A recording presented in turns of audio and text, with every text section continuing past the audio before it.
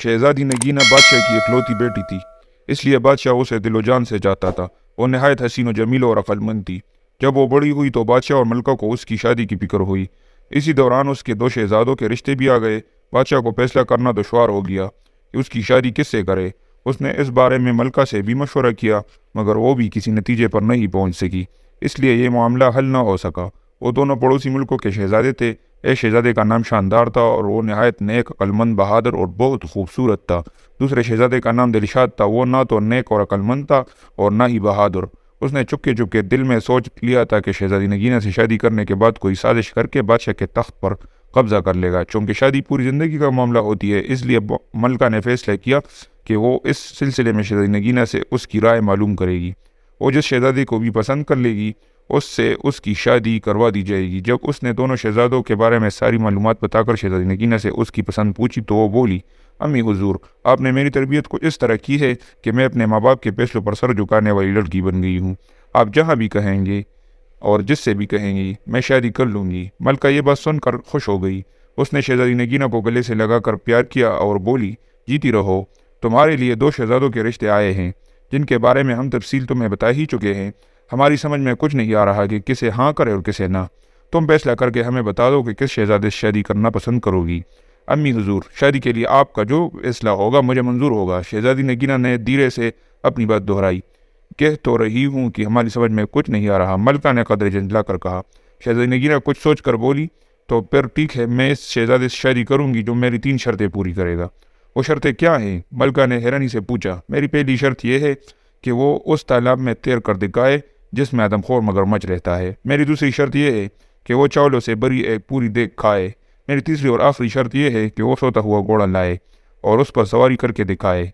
शहजादी नगीना ने मुस्कुराते हुए कहा। मलका उसे हैरत से गौरने लगी और फिर उठते हुए बोली, इसका मतलब है कि तुम शादी करना ही नहीं चाहती हो। कोई भी तुम्हारी ये अजीब व गरीब शर्तें पूरी नहीं कर सकेगा।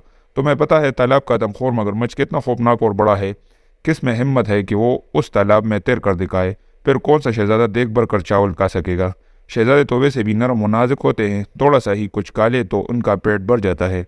और सोते हुए घोड़े पर भला कौन सवारी करके दिखाएगा? घोड़ा सोएगा या भागता फिरेगा? उसकी बातें सुनकर शहजादी मुस्कुराने लगी। उसे मुस्कुराता देखा तो मलक को थोड़ा सा गुस्सा आ गया, इसलिए वो खपकी से उठकर बादशाह के पास आई और उससे उसकी लाडली बेटी की शिकायत की। उसकी बात सुनकर बादशाह के चेहरे पर मुस्कुराहट फैल गई। उसने कहा, मलका, आप शायद भूल गई हैं, आपने भी तो अपनी शादी के लिए 3 शर्तें रखी थी। बहुत सारे शहजादे इन शर्तों को पूरा करने में नाकाम रहे थे, मगर उन्हें हमने पूरा करके दिखाया था कि नहीं। मलका को वो पुरानी बातें याद आ गई थी। उन्हें सोचकर वो मुस्कुराने लगी और बोली, अम्मी हुजूर, मेरी शादी अपनी बहन के बेटे से करना चाह रही थी और वो मुझे बिल्कुल पसंद नहीं था, इसीलिए मैंने वो शर्तें रखी थी। फिर मेरी शर्तें तो हिम्मत और जवामर्दी वाली थी। एक आदमखोर शेर को खंजर से मारना था, जिसने कई इंसानों को अपना नवाला बना लिया था। मासूम लोगों को लूटने वाले डाकू को गिरफ्तार करना था, जिन्होंने गरीबों की ज़िंदगी जीर्ण कर दी थी। और पहाड़ को काट कर एक नहर निकाल कर किसानों की बंजर ज़मीनों को सैराब करना था। मुझे फ़ख्र है कि आपने वो तमाम शर्तें पूरी की थी। अब बहादुर और हिम्मत वाले भी तो बहुत थे, लेकिन मलका, कभी कभी हम ये सोच कर परेशान हो जाते हैं कि अगर हम आपकी शर्तों को पूरा करने से कासिर रहते तो फिर आपसे तो हमारी शादी ही ना होती। क्यों नहीं होती? मलका ने उठला कर कहा। मैं अपनी शर्तों में ये तब्दीली कर देती कि आप इन्हें शादी के बाद भी पूरा कर सकते हैं।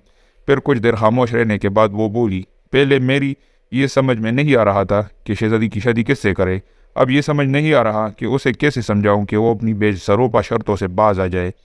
इस बारे में आपको फिक्रमंद होने की ज़रूरत नहीं। हमारी शहजादी चाहती है कि उसका शौहर बहादुर होने के साथ साथ अक्लमंद भी हो। अगर कोई ज़रा सी भी अकल लड़ाए तो शहजादी की शर्तें बासानी पूरी कर सकता है। हम दोनों शहजादों के सामने शहजादी नगीना की शर्तें रख देंगे। जिसने भी उन्हें पूरा कर दिया उसकी शादी शहजादी से कर दी जाएगी। फिर बादशाह ने ऐसा ही किया। उसने एलची बेचकर दोनों शहजादों को उनके मुल्क से अपने महल में बुलवा लिया। दोनों शहजादे अपने अपने मसाहिब और ग़ुलामों के साथ हाजिर हो गए।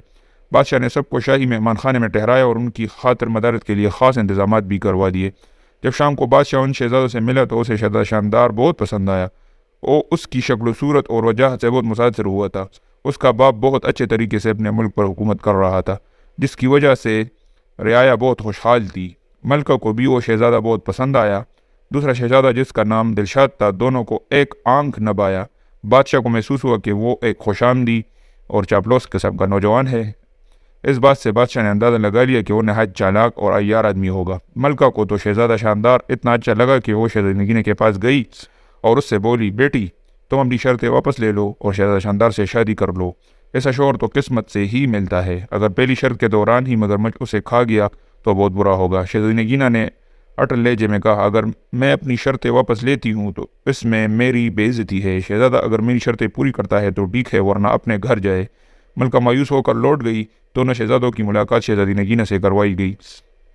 وہ انہیں محل سے کچھ دور جنگل کے نزدیک تالاب تک لائی اور ان سے کہا، یہ ہے وہ تالاب جس میں ایک آدم خونخوار مگرمچھ رہتا ہے، کیا آپ دونوں اس تالاب میں تیر کر دکھائیں گے؟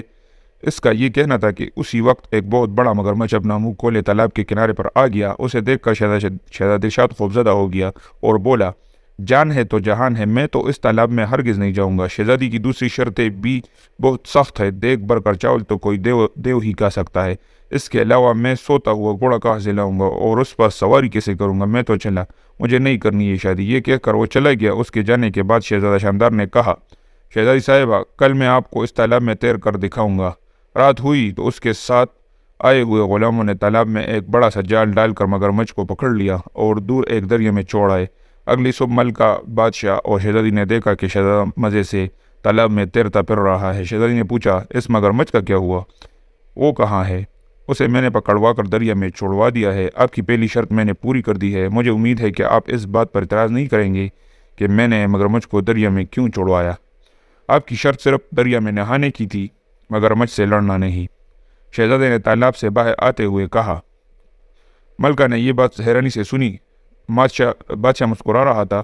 شہزادی نے کہا، بالکل ٹھیک شہزادے، آپ پہلی شرط جیت چکے ہیں۔ میری شرط ہی یہ تھی کہ آپ تالاب میں تیر کر دکھائے۔ میں آپ کی ذہان کی قائل ہو گئی ہوں۔ دوپہر ہوئی تو شہزادی نگینہ نے کہا، شہزادے آپ مجھے دیکھ بھر کر چاول کھا کر کب دکھائیں گے؟ شہزادے نے کہا، ابھی تھوڑی دیر بعد۔ یہ کہہ کر شہزادہ شاندار نے کھڑکی سے باہر جھانک کر دیکھا، اس کا ایک مصاحب دو غلاموں کے ساتھ لمبے لمبے ڈگ بھرتا ہوا محل کی جانب آ رہا تھا۔ شہزادہ شاندار بادشاہ سے اجازت لے کر باہر نکلا اور اپنے مصاحب سے کوئی چیز لے کر جیب میں رکھی اور واپس آ گیا۔ اتنی دیر میں ملازموں نے دسترخوان چن لیا۔ وہ اپنے ساتھ چاولوں کی ایک بڑی سی دیگ بھی لے کر آئے تھے، جسے انہوں نے دسترخوان کے بیچوں بیچ رکھ دیا۔ دیگ کو دیکھ کر بادشاہ کے چہرے پر فکرمندی کے آثار نظر آئے۔ کیوں میاں صاحب زادے، آپ کھا لیں گے دیگ بھر کر چاول؟ ایک دیگ کیا، میں تو 2 دیگیں بھی کھا سکتا ہوں۔ یہ کہہ کر شہزادہ شاندار نے اپنی جیب سے ایک نہایت چھوٹی سی داتی دیگ نکالی جو اس کے ملازم بازار سے خاص طور سے بنوا کر لائے تھے۔ اس نے اسے چاولوں سے بھرا اور شہزادی نگینہ کے سامنے پوری دیگ چھٹ کر گیا۔ شہزادی صاحبہ، آپ کی دوسری شرط بھی پوری ہو گئی ہے، میں نے دیگ بھر کر چاول کھا لیے ہیں۔ اس کی بات سن کر شہزادی نگینہ ہنس کر لوٹ پوٹ ہو گئی۔ بادشاہ نے ملکہ سے کہا، بیگم اب اپنی بیٹی کی شادی کی تیاریاں شروع کر دو۔ مجھے تو یوں لگ رہا ہے کہ شہزادے میاں تو سوتے ہوئے گھوڑے پر بھی سواری کر کے دکھا دیں گے۔ شام کو بادشاہ، ملکہ اور شہزادی نگینہ اپنے باغ میں چہل قدمی کر رہے تھے۔ اچانک انہوں نے شہزادہ شاندار کو ایک گھوڑے کے ساتھ آتے دیکھا۔ وہ قریب آیا تو بادشاہ حیرت سے بولا، شاندار بیٹے، یہ گھوڑا لیے کہاں پھر رہے ہو؟ شہزادہ شاندار نے بڑے فخر سے بتایا، یہ گھوڑا نہایت قیمتی ہے، میں اسے منڈی سے خرید کر لا رہا ہوں۔ اس کے مالک نے مجھے بتایا تھا کہ یہ حاتم طائی کے گھوڑوں کی نسل سے ہے، اس کا تو میں نے ایک بڑا اچھا سا نام بھی رکھ لیا ہے۔ گھوڑا واقعی بہت خوبصورت تھا، شہزادی نگینہ کو بھی بے حد پسند آیا۔ اس کا رنگ ہلکا قطعی تھا اور اس کی گردن پر بڑی بڑی چمکدار عیال تھی۔ شہزادی، کیا نام رکھا ہے آپ نے اس کا؟ اس نے بڑے اشتیاق سے پوچھا۔ شہزادی صاحبہ، میں نے اس کا نام رکھا ہے سوتا ہوا گھوڑا، چونکہ یہ میرا گھوڑا ہے، میں جو بھی اس کا نام رکھوں میری مرضی۔ اب میں آپ کو سوتے ہوئے گھوڑے پر سوار ہو کر دکھاؤں گا تاکہ آپ کی تیسری شرط بھی پوری ہو سکے۔ یہ کہہ کر شہزادہ شاندار رکاب میں پاؤں ڈال کر گھوڑے پر سوار ہو گیا اور ایڑ مار کر اسے دوڑاتا ہوا باغ کا ایک چکر لگا کر دوبارہ ان لوگوں کے پاس آ گیا۔ یہ سب دیکھ کر ملکہ اور بادشاہ کا ہنستے ہنستے برا حال ہو گیا تھا۔ شہزادی نگینہ بھی مسکرانے لگی تھی۔ کچھ دیر بعد وہ بولی، ابا حضور، ہم چاہتے تھے کہ ہماری شادی ایک ایسے شہزادے سے ہو جو بہادر ہونے کے ساتھ ساتھ عقل مند بھی ہو۔ ہم نے اپنی شرطیں اسی لیے رکھی تھی کہ انہیں پورا کرنے والے کی ذہانت کا امتحان ہو سکے۔ خدا کا شکر ہے کہ ہمیں ایسا شہزادہ مل گیا ہے۔ اس کی بات سن کر بادشاہ اور ملکہ نے سکھ کا سانس لیا۔ تھوڑے دنوں کے بعد دونوں کی خوب دھوم دھام سے شادی ہو گئی اور وہ دونوں ہنسی خوشی رہنے لگے۔